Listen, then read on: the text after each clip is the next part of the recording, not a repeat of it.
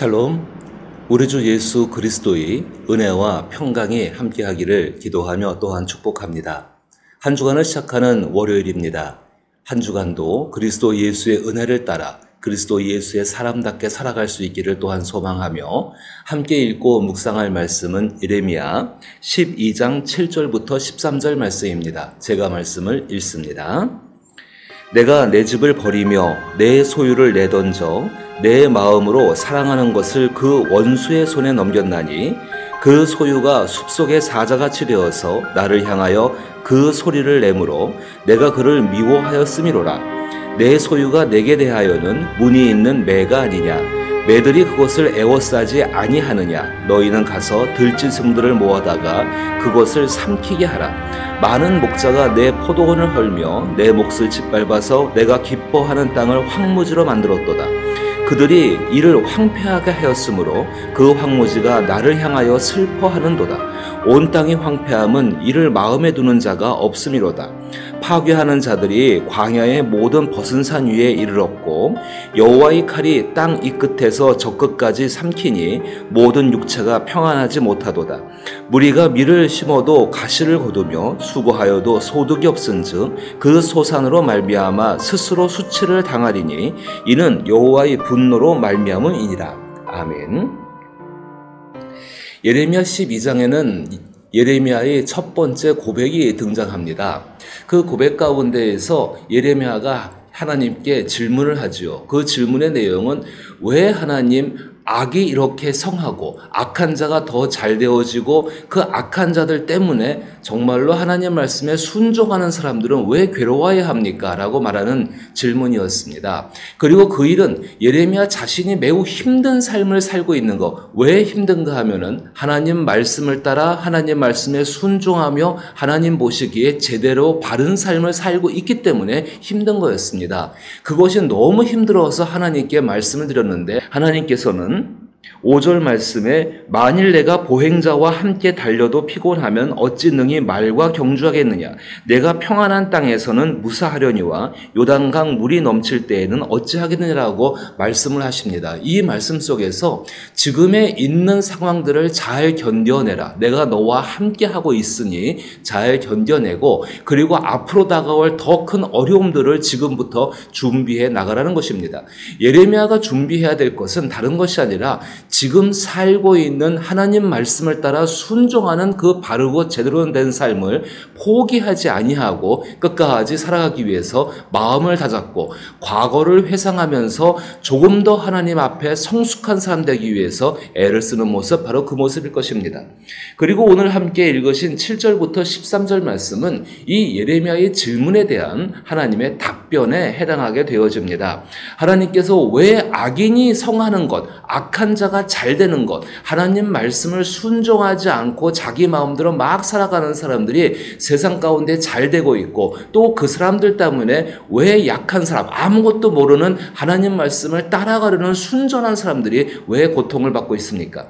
하나님께서는 함께 하신다는 말씀을 하지만은 정말로 그 어려운 힘겨운 상황 가운데 하나님의 뜻은 무엇이냐라고 묻는 그 질문에 대해서 하나님이 답하시는 것입니다. 하나님께서는 먼저 당신의 마음을 나타내십니다. 7절 말씀 보니까 내가 내 집을 버리며 내 소유를 내던져 내 마음으로 사랑하는 것을 그 원수의 손에 넘겼나니. 하나님께서는 분명히 다른 두 가지를 대조하시면서 세 번씩 강조하시는 방법으로 분명한 하나님의 고통을 말씀하고 있습니다. 7절 말씀 다시 보면은 하나님께서 내 집을, 내 소유를 내 마음으로 사랑하는 것을 이렇게 말씀하시면서 하나님이 선택하신 그 백성들, 정말로 애굽에서 건져내셨고 오랜 역사 가운데 함께 오신 그 이스라엘 백성들, 하나님의 성전을 중심으로 하나님 말씀을 가지고 하나님 사람답게 살아가야 되는 바로 그 사람들이 어떤 사람이었는가? 당신의 집이라고 말씀하십니다. 당신의 소유물이라고 말씀하십니다. 그리고 내 마음으로 사랑한다라고 말씀하십니다. 사랑받고 하나님의 소유이며 하나님의 집, 하나님의 것을 나타낼 수 있는 사람들이 바로 여기 하나님께 선택받은 유대 백성들, 하나님과의 약속을 갖고 있는 사람들이 바로 이 사람들입니다. 이 사람들이 바로 지금의 그리스도인들입니다. 그리스도인들 역시 예수 그리스도로 말미암아서 하나님의 집이 되어졌고, 하나님의 형상, 하나님의 인격들을 나타내는 사람들이 되어졌고, 또 하나님의 소유물이 되어졌고, 또 더 나아가서 하나님께 사랑받는 사람으로 세상을 살아가야 가는 것입니다. 그런데 하나님께서 그런 사람들을 7절 말씀에 버리며 내던져 그 원수의 손에 넘겼다라고 말씀하십니다. 이것이 얼마나 아픈 과정일까요? 그렇게 사랑하고 당신의 소유물이며 당신을 나타내는 그 집인데 이것을 하나님께서 내던졌고 버렸고 원수에게 주었다라고 말씀하고 계시는 것입니다. 그 가운데 정말로 이 속에서 얼마나 심각한 하나님의 고통이 담겨 있는지를 예레미야는 지금 듣고 있고 또 우리도 들어야 한다는 것입니다. 왜 그렇게 하셨는가? 왜 그렇게 사랑하고 당신을 나타내며 당신의 소유물들을 왜 버리며 왜 던지며 왜 원수의 손에 넘겼는가? 그것은 8절과 9절에 나오고 있는데 제가 다시 한번 읽어보면은 내 소유가 숲속의 사자같이 되어서 나를 향하여 그 소리를 내므로 내가 그를 미워하였음이로다. 사자라는 단어가 등장합니다. 그리고 9절 말씀에 내 소유가 내게 대하여는 문이 있는 매가 아니냐, 매들이 그것을 애워싸지 아니하느냐, 너희는 가서 들짐승들을 모아다가 그것을 삼키게 하라. 매라는 단어가 등장합니다. 독수리를 의미할 것입니다. 이것이 원래 유대인들, 하나님과 약속을 갖고 있던 사람들, 아브라함의 자손들이죠. 믿음의 자손들이죠. 그 믿음의 자손들에게 주어진 하나님이 약속하신 미래입니다. 그들의 미래는 사자 같을 것입니다. 신명기 가운데 약속하였습니다. 신명기 가운데 독수리 둥지를 이야기하시면서 이들의 미래는 독수리 같을 거라고 약속을 해주셨습니다. 정말로 이들은 땅과 하늘을 지배하고 있는 맹수의 왕인 것처럼 그렇게 이들은 살아갈 수 있는 존귀한 존재였고 하나님과 함께 그 일들을 할 수 있는 사람들, 또 그런 삶을 살 수 있는 사람들이 바로 이 사람들이었습니다. 그런데 하나님은 숲속의 사자같이 되어서라고 말씀하시면서 그렇게 돼야 될 사람들이 오히려 하나님을 향해서 울부짖는다고 말씀하십니다. 나를 향하여 그 소리를 내므로 하나님을 향해서 지금 가장 교만한 모습으로 울부짖으며 소리를 나타내고 있는 것입니다. 사자가 울부짖고 있을 때 슬퍼서 울부짖겠습니까? 아닙니다. 하나님을 공격하고 있는 것입니다. 하나님께서 공격받으실 만한 이유가 아무것도 없는데 이 유대 백성들, 그들의 거짓과 그들의 고집과 그리고 그들의 거절하는 그 완악한 마음으로 말미암아 하나님 말씀에 대해서 순종하지 아니하고 이들은 하나님을 공격하고 있는 것입니다. 또 그것이 매, 독수리, 맹금류에 비유하고 계십니다. 맹금류가 무늬를 갖게 됐습니다.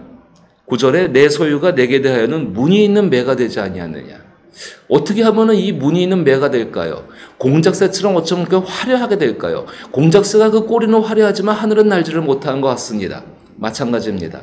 독수리가 얼마나 그들의 거짓과 그들의 고집과 그들의 완악한 거절하는 마음으로 인하여서 얼마나 많은 것들을 주렁주렁 치장하고 있는지, 이것이 현대 종교, 현대 교회의 모습, 현대의 그리스도인 같지 않습니까? 얼마나 하나님의 말씀을 따라서 정말로 살아가서 하늘의 맹수처럼 사자처럼 살아가야 되는데 외적으로 치장하는 것에 너무나 많은 신경을 쓰고 그것에 너무나 중요하게 한 나머지 사람들 눈에 어떻게 보여지는가에 대해서 너무나 많은 관심을 가진 나머지 이것 가운데 온통 진리는 사라져버린 그런 모임들이 된 것이 현대의 교회이고 또 그 안에 살아가고 있는 그리스도인이고 그것이 맞다고 생각하고 있는 것이 화려하고 남들 눈에 잘 띄어지고 그렇게 되는 것, 그래서 하나님 말씀을 순종하는 것에 대해서는 전혀 관심이 없고 하나님 말씀을 따라 제대로 바르게 살아가는 데에서는 전혀 생각조차 하지 아니하고 그들의 화려함 속에서 취해 있는 그 모습이 현대의 그리스도인들의 모습 아니겠습니까? 슬픈 일입니다. 하나님께서 그들을 버리며 내던지며 원수의 손에 넘겼다. 정말 이 단어를 들으면서 아니 이렇게 말하는 사람이 있다고 한다면은 그 사람은 아마 그 사회에서 그 교회에서 쫓겨나게 될 것입니다. 그런데 하나님의 뜻은 분명합니다. 10절에 많은 목자가 내 포도원을 헐며 내 몫을 짓밟아서 내가 기뻐하는 땅을 황무지로 만들었도다. 거기서 내 목자라고 말한다면은 첫 번째로는 하나님이 사용하시는 바벨론일 수 있을 것입니다. 두 번째는 사실은 그 사회 가운데는 유대의 종교 지도자들, 제사장들을 포함해서 종교 지도자들이 있죠. 지금으로 말한다면 외부의 어떤 세력일 수도 있겠지만 사실은 교회 안에 존재하는 종교 지도자들, 영적인 지도자, 목사이고 장로들일 수 있다는 것입니다. 그들이 내 포도원을 헐며 내 몫을 짓밟아서 내가 기뻐하는 땅을 황무지로 만들었도다. 아무것도 쓸 수 없게 만들었다는 것입니다. 쓸 수 없다는 것이 외관이 망가져서 그런 것이 아니라 그 내적인 순전함이 다 사라져버리고 하나님 말씀을 따라서 정말로 사자처럼 하늘의 독수리처럼 매처럼 그렇게 살아가야 되는데 그렇게 되지 않았다는 것입니다. 그래서 그들의 모습이 어떻게 되어져 있는가? 9절에 다시 한번 보면은 너희는 가서 들짐승을 모아다가 그것들을 삼키게 하라. 참 비참한 신세가 된 거죠. 예수님 말씀하신 대로 소금이 맛을 잃어버려서 그냥 길에 던져 버려지게 되어지고 사람들에게 짓밟히는 모습입니다. 외적인 모습으로 억울함을 당하고 그게 망하는 모습이 아니라 이미 그들의 내면 상태는 하나님을 따라가는 순전한 바른 사람의 모습을 잃어버렸다는 것입니다.